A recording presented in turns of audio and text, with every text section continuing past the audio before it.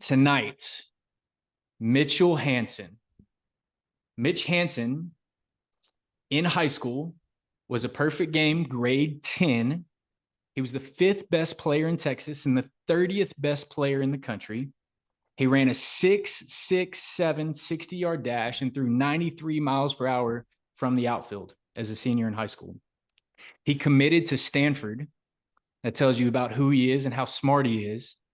But he forewent that opportunity to go to Stanford because he got drafted by the Los Angeles Dodgers in the second round of the 2015 MLB draft out of Plano High School. We have some guys that are in Plano and Plano West. So this man, if you see his face on the board, you're getting to talk to him today. From there, he played 4 seasons up to high A with the Los Angeles Dodgers. And when he made the decision to retire from baseball, he put aside his baseball spikes and laced up the football spikes and went to TCU and played tight end for the TCU Horned Frogs. This guy's unbelievable. Now he's a financial analyst working for a private bank, Texas Capital Bank, and we joke that he's like Clark Kent. He's Superman because when you see him on Friday mornings, he's got his khakis on, he's got his buttoned up shirt, and his hair's perfect. The most unsuspecting dude ever. But when this guy steps in a phone booth and spins around and comes out, my man was a second round draft pick and played college football at TCU on the year before the national championship team. But still, this guy's unbelievable. He's amazing. I love him. So welcome, Mitch. Thank you for being here. And we're so excited to have you tonight. Thank you, Justin. Hey, thanks for jumping on, guys. That's awesome. You said 30 weeks in a row that you guys have done this? I believe this is 30, yeah. That's impressive. Yeah, that's cool. Happy to be here. Thank you. Guys, we want this to be interactive tonight. So at some point, if you feel led to just interject and take yourself off mute and feel free to speak. And man, we just love seeing so many faces. Trent Jones, I see you tapped in. Mitch, I got to ask, man, you lived the dream that not only every guy on this podcast has, the dream that I had, the dream that if you set out to play baseball at a high level as a high school athlete, you lived that dream. The pinnacle of it you achieved at 17, 18, 19 years old. And that is amazing. And it should be celebrated because you hear some of these things you were doing at 18, 19 years old, and it's mind-boggling, right? And that should be celebrated. And we're so excited to hear that story and what it took to get there. But then I want to dive into kind of the nitty-gritty of, man, you only played 4 years of professional baseball. And I know it was your heart to be a big leaguer. And so what was it? What was it that derailed you from making it to the show when not only yourself believed that you'd make it there, but scouts and front offices did too, because you got paid and you got drafted and just gave so much opportunity? What, in your own thoughts and in your heart at this point at 28 years old, tell me about it, man. Yeah, absolutely. Let's dig into it. And guys, be thinking of questions at the end. So start that process now of anything you're curious about. Hopefully I can kind of peel back the onion, open up the, peel the curtain back of what's life like as a minor leaguer, as a second rounder, playing for the Dodgers, all that. I would love to answer all those questions. But yeah, Justin, so you asked what cut my career short. And I'll start it with, it's a good and a bad thing to be drafted by Los Angeles Dodgers. It's a good thing because they're biggest market in baseball. That means they're going to provide the best facilities for us, the best nutrition, the best everything for us. But they're really good. So that means their minor league organization is super good. And then there's always somebody behind you coming to take your job. So I started in Arizona, the AZL. That's where you go when you get drafted for rookie ball. They send all the high schoolers there. If you get a college sign, you might skip the AZL and might go to short season. Right. So I started in the AZL, and a lot of people joke. I joke that sometimes that's where baseball goes to die because you play every single day in the heat with absolutely zero fans because you're not in, like, if you guys go to Frisco and you go to the Frisco Rough Riders, right? That's the Texas Rangers AA affiliate. So at AZL, you're not on an affiliate team, you're just in rookie ball. So there's, like I said, there's no fans. You're playing every single day against, Latin American guys that are throwing 95 miles an hour. So they're really good because they're in the minors or in pro ball, but they have no idea where the ball's going. So as a hitter, you're just absolutely terrified up there because you don't know if it's coming at your head or if it's coming, spotting the black on the outside, and you're striking out and you're going to go sit down. So what you're saying is it's not glamorous. You go from being a top round draft pick, flown out to L. Did they fly you out to LA No, I didn't get to go to to do LA, that? but So, yeah, you but feeling like you're the man to playing on 100%. a backfield in the middle of the Arizona heat for no fans, right? Yeah, absolutely. You kind of like going from what the penthouse to the outhouse. So just Yeah. and pro ball's hard. So you might be struggling. You might be struggling at the plate. You might be a pitcher that can't find the zone. You just were playing either your high school. Like for me, I was playing my high school season and then went into pro ball. You might have a really good college season, get drafted. Now you're playing ACL, and you might be struggling. And so, like I said, in the Dodgers organization, every single year there's a new draft class, right? There's a new group of guys coming right behind you. So it's easy to kind of get stalled out in the minor leagues because if you don't kind of keep progressing, there's always somebody else that need at bats. Um, so that was a good and bad part of being with the Dodgers. We just had a lot of really good players that needed at bats. You had on a team, you had 4 or 5 outfielders, and there's only going to be 3 outfielders that was going to get at bats that day. And if you slowly started to not perform, then it's like, all right, we need to give somebody else those at bats. Who was So in the that big leagues at that time for the Dodgers? Big league outfield. was Jock Peterson, uh, Matt Kemp, Cody Bellinger just got up there as well, or Yeah. he was up there in the next year. I got to room with them for a little bit. That was cool. Um, yeah, and we were always, I feel like every single year when I was in the minors with them, we were voted like #1 farm system. Like our teams were just stacked. So that was tough. Another thing that was kind of that derailed my career was um, I played in Midland, Michigan for a couple seasons, and that the league average for hitting is about 220. Yeah. So Just you could be hitting 220, and it's like in another league you're hitting 300. right. So you're just struggling. You're grinding to get one hit a game, and even if you were doing that, then you were doing well. And so it was the ballparks were huge. The weather was terrible, like super cold, right? And so you can't feel your hands, and you're trying to get hits, trying to get homers off of guys that are, again, you're kind of one step above rookie ball, right? So everyone's super good. They throw hard. They got nasty stuff. They don't have a lot of control. It's not as consistent. Another thing they don't tell you, umpires, they continue to suck. So Oh, umpires are that's true. terrible, right? Dude, I You're get so getting many people that complain about umpires now. Like they come in and man, umpires were terrible this week. I'm like, good luck, bro. It doesn't get better.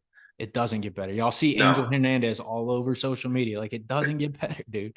yeah. It's and then maybe what this 88 ADS system or whatever the Yeah, tracking whatever it system, is. Yeah. but yeah. Anyways, umpires are calling 2 balls outside, and you're like, dude, if you're gonna call that out all night, I'll never get a hit. So I kind of got stuck there, right? I was not performing in that league, and I was not able to progress up. And then there's always guys coming right behind me. Yeah. So just the fact of didn't play as well as I wanted to. Management who drafted me, they all got hired away because again, everyone wanted to poach the Dodgers coaching, the front office. So then a whole new crop of organizational minor league coaches and front office got hired into the Dodgers who didn't draft me. So then they're like, we don't care about him because we didn't pick him. So it was Right. easier for them to move on from me. And that's where you're getting the first taste of the business of baseball, right? You're exposed to the politics of it and all the things that we don't think about. It's like, oh, I'm just going to go be the best player I can be. But the reality is there's people that have to vouch for you to continue to have a job. And if they're not your people, good luck, man. It really doesn't matter if you were a second rounder or not, right? You're gonna get the axe. That's a good quick tidbit. Nothing too deep about this comment, but either your college, your high school, find a coach that can vouch for you. Go to that coach and say, hey, find somebody that you connect with well. This is what my agent told me to do. And I did this, but it wasn't, happened to not be the exact right coach. But anyways, go to that coach, say, hey, can we work a little bit more after practice? Or, hey, what are you seeing in my swing? Or what are you seeing off the mound? Just build that relationship. He's going to want to pour into you, and then he's going to be an advocate for you. And exactly what Justin said, you need that advocate for you. Yeah. What would you change if you could go back? Now, it's like the reality is, guys, you'll never know. You'll never know why something didn't pan out. Right? You have everything in front of you. You have all the opportunity in the world. You feel good. You're working hard in the moment to the best of your ability, taking advice from people who love and care about you, and then it doesn't work out. And the reality is we could sit here and talk about why it didn't work out all day long, but we'll truly never know.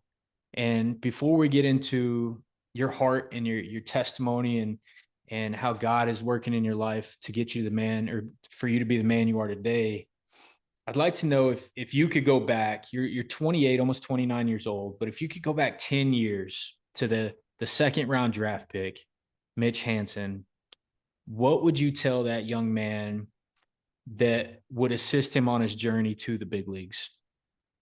Yeah, great question. Let me pull the audience real quick. If you guys can, tell me some of y'all's favorite hitters. You take yourself Who's, off mute, fellas, if you want. who's one of your favorite hitters in the league that you like his swing, like you like how he plays? Who's one of your favorite Juan hitters? Soto. Okay, Cody Bellinger. Belly. nice, Molina. Who? nice. T. Jones, who'd you say? Molina. Molina. Who? Yadier Molina. Yachty. I'll get one more. One more. Suela, Bags, Trout. Mookie Betts. Trout, and Betts. That's Okay, good. nice. All right. So I say that because one thing would I change? Big league swing versus big league mentality. So what I fell into, because I was always a workhorse, I was always a guy that was going to be in the cages every day in the mornings after a game. Growing up, I'd go to hitting lessons. I grind it out, right? My swing was everything. I loved it. I loved working on it. I loved tweaking it. But there's come to a point where you need to stop worrying about your swing in the box and you need to start just trying to get a hit. You need to start just competing against that pitcher. So big league swing versus big league mentality. So for me, like Kyle Schwarber has a sweet swing, right? Bryce Harper has a sick left-handed swing. I love those guys. I love Trout. But honestly, if you could think about, do you guys remember? And if not, that's okay. It unfortunately dates me a little bit. Remember the Giants player Hunter Pence? Remember how ugly that man's swing was? Yeah. He was just grinding in the box, this ugly swing. Yet he won World Series with the Giants. He was an everyday outfielder. He was a stud. And I wish I could have stopped trying to like make myself into a big leaguer in terms of, oh, my swing doesn't look like Cody Bellinger. That's a perfect example of me trying to morph myself into somebody I wasn't. So Belly's hitting coach, probably Belly's with the Dodgers for a long time. So his hitting coach, May Shore, who kind of like took him and kind of blew him up, took a big interest in me. I worked with him a ton. And so he was kind of working with me about like more of like kind of bat whip and more of like the Josh Hamilton kind of hand pump. And I mean, as you can see what belly swing is today. And I learned a lot and that helped me, but like I was never going to be Cody Bellinger. I was not going to be a guy that's going to swing out of my shoes and hit 45 homers in the bigs. I just was never going to be me. They saw, okay, this guy's 6'4", 220 pounds. He's going to be a corner outfielder and he's going to be, hitting 30 plus homers. But that wasn't me. And I was always tweaking my swing. I was always, I was almost like the gift of working too hard was a curse because I never thought I was good enough. I never thought my swing was good enough. And that led me not to be confident in myself. That led me to be up at night, still worrying about my swing. And I remember in high school, So my senior year, I had the privilege of playing on the USA team. And that was the most fun I think I had in baseball, because it was a group of guys that we did all the perfect game showcases together. We're on, all the All-American games together. But when you get to play on the USA team, they don't care about any of that anymore. They just want to win the gold medal. And at that point, it was, okay, we don't care how hard you throw. We just need you to throw strikes. We don't care if you're going to hit 600-foot home runs. If there's a man on third, less than one out, you got to get him in. And it was like getting back to the roots of baseball with all these just stud guys around us. And I just feel like I could play so much more free. And then you get into pro ball, I get into the minor leagues, maybe get into your college, and you're trying to beat out a guy like another position player, and you're trying to just do too much. I wish I would have kind of stayed within myself a little bit more some of those seasons, and not try to change who I was. So obviously I was good enough to get myself drafted to get there, and I didn't need to be a totally different person in order to make it to the bigs. Well, you felt like you had to. In our culture, we work to be coachable, right? It's like if I'm not coachable, then they're gonna not like me. And we've had a podcast before. Some of you guys missed it, and some of you guys were on it, but we called it fish and trash. It's like coaches are gonna give you fish, and they're gonna give you trash, and it's your job to kind of differentiate what's what and take what you need for your career. But one of the great blessings of my life was playing in Latin America, playing in Mexico for a couple of years, playing winter ball in Dominican Republic, and playing with and against guys like Ellie De La Cruz, who they don't care about what they look like. They just go let their tools play and they dominate. And they're not in there tinkering with their swings. And you look culturally in that cage pregame, like in the Dominican Republic. And JT, you went to the Dominican Republic on a little mission trip and you saw yourself. JT Coggins went down there and he saw kind of what that environment's like. These guys, the American guys, go down and we spend hours in the cage pregame. Those guys go down, they take 3 or 4 swings and they're like, I'm locked in, I'm ready to go, Poppy, and I'm going to go dominate you. And they do. And they don't care what they look like. They just put a barrel on a baseball and compete. And there's something to be said for that. That's amazing advice. Amazing advice. We perfect so many things. We come into this training facility and we sit in this cage and we perfect our swing time and time again. And we're scared to compete because we don't like to fail. But ultimately, if you forget about failure and forget about winning and losing and measuring success based on the outcome, and you just measure success based on how much or how well you compete and how you're going through the process and you're joyful and loving what you're doing, like your skill set and your tools that are raw and natural, like Mitch's, where they're going to shine. I think we just derail ourselves often because of that perfectionism that you're talking about, right? Yeah, well said. Yeah, that's good, man. That's so good. So you got done playing ball. You played a little bit of independent ball, and then you made the decision to walk away from baseball completely. Ended up playing football at TCU. Can you just touch on that really quick? I know it's just kind of a blip on the map, and it's not necessarily about a big part of your story, but impressive nonetheless. Can you just touch on it real quick? Yeah. So I played all sports growing up, and in high school I played football and baseball. I gave up basketball in middle school, but I still loved the sport of football, and that was always like a backup plan. It's like, oh, so there's this guy named uh, Zach Lee from McKinney. He was he was a quarterback at LSU. He graduated early and was on LSU's campus, and got drafted in the first round for the he get drafted by the Dodgers.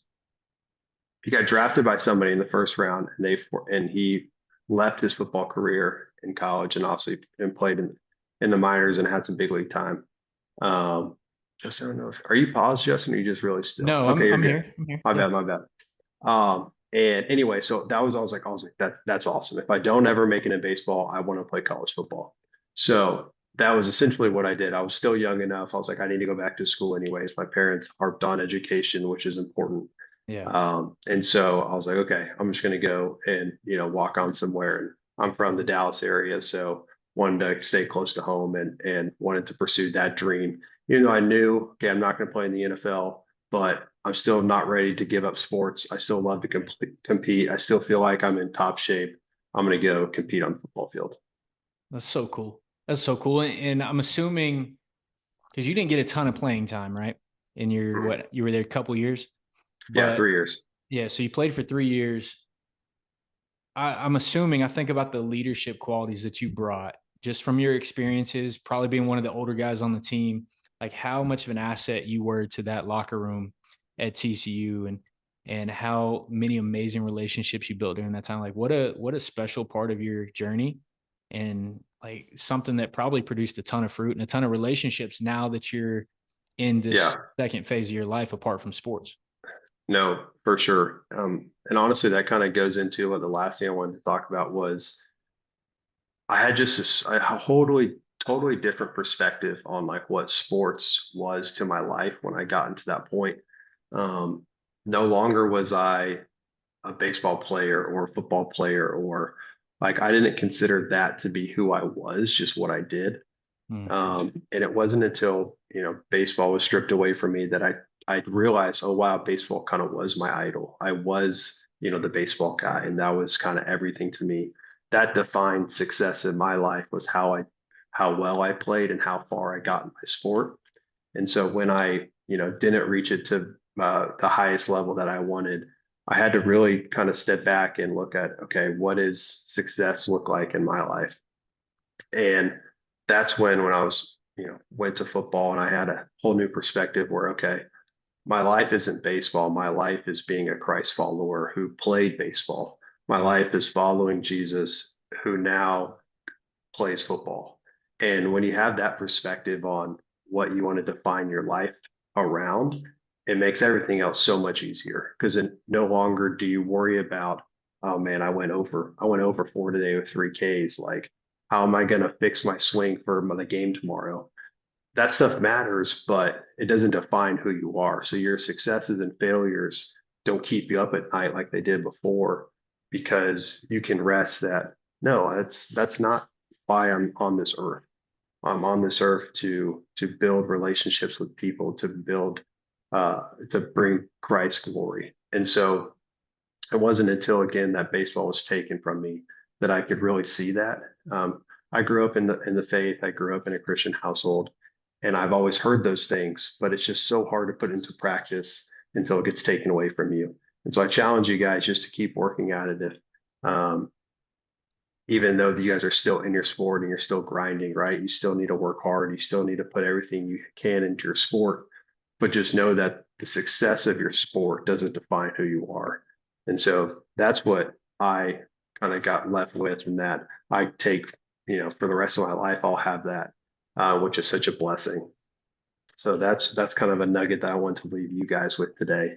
Thank you for Just that. yeah, That's such amazing perspective from a man who's 28 years old who guys, I've spent so much time with men in their 30s and 40s who played in the big leagues and they're just bitter. They're bitter with baseball and how it turned out and bitter with their life and they don't know what their purpose is now that baseball's done because the reality is baseball will come to an end as a player for every one of us. And sometimes sooner than you expect.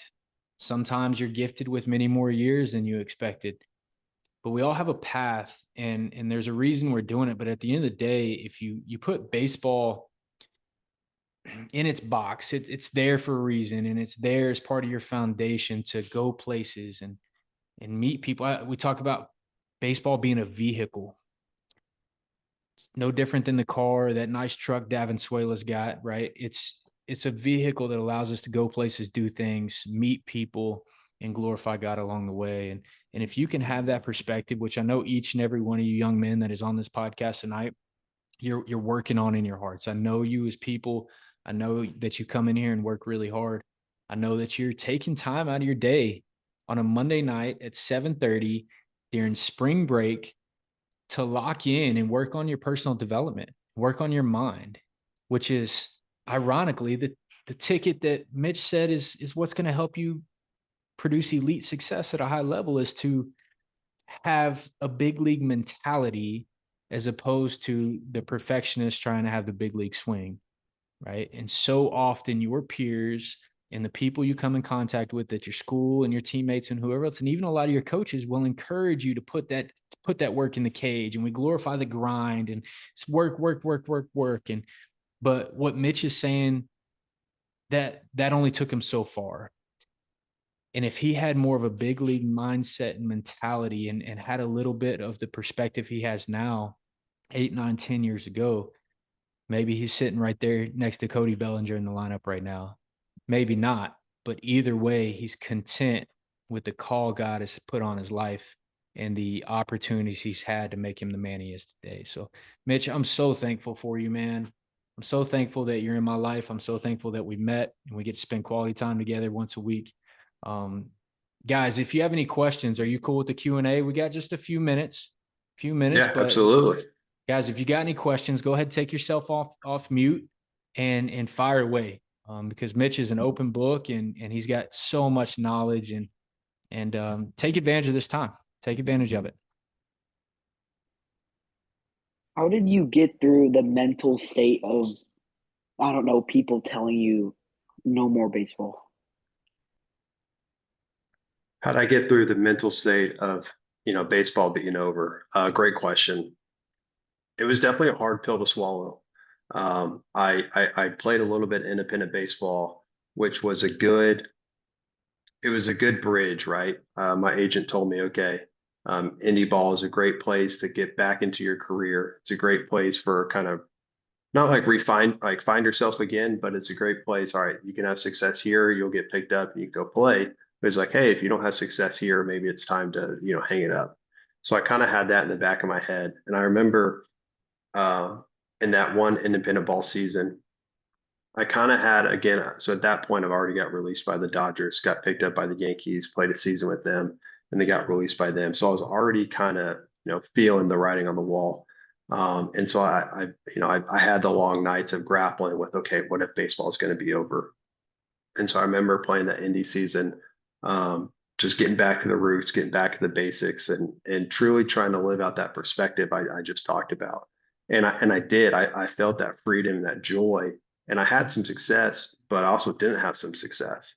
But in that time, that season was just so different in my life, that even though I wasn't having the success in the baseball field, I still could sleep well at night. So it took me a while to get there and I had the time of, again, so released by the Dodgers in 18 and released in 19 by the Yankees. I had some time to get through that perspective. But again, I have to just lean on my faith and just lean on that. However you strive, or the successes and failures of your sport don't define you. Because if they do define you, then man, it's hard to sleep at night, right? Because you failed. You didn't reach whatever goal you set for yourself, right? You're always going to be less than. And that's just an impossible way to live.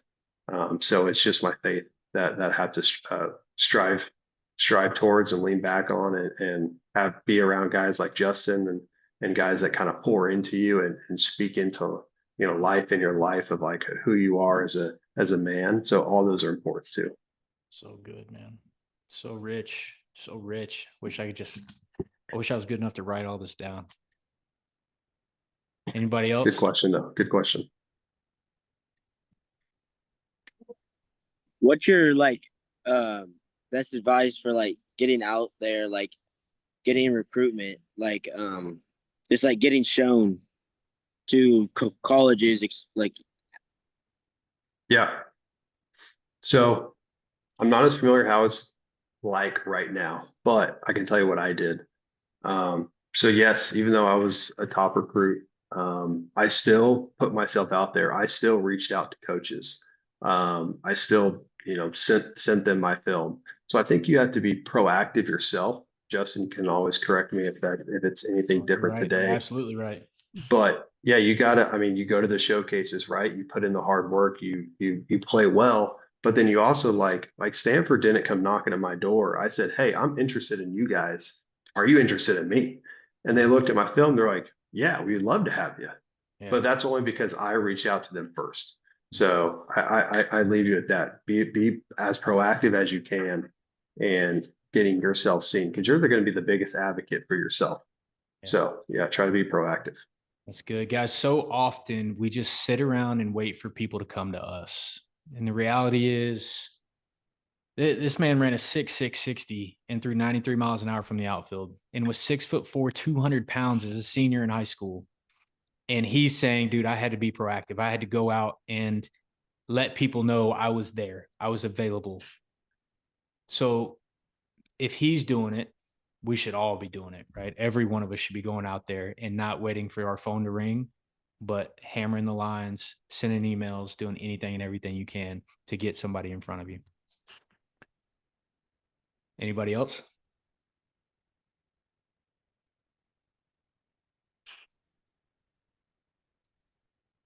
All right, we got time for one more. Somebody give us one more.